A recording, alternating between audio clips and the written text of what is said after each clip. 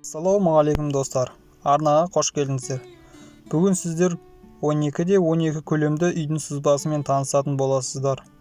Видеоны бастамас бұрын арнаға тіркеліп, лайк басып, комментарий жаза отырыңыздар.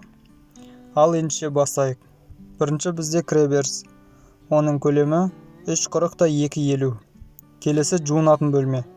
Оның көлемі 3,40-3,30. Келесі бізде ас бөлмесі. Оның көлемі 5-3,40. Келесі бізде холл. Холлдың көлемі 7,20-3,50. Келесі зал. Залдың көлемі 7,40-3,60. Келесі жатын бөлме. Оның көлемі 3,50-3,50.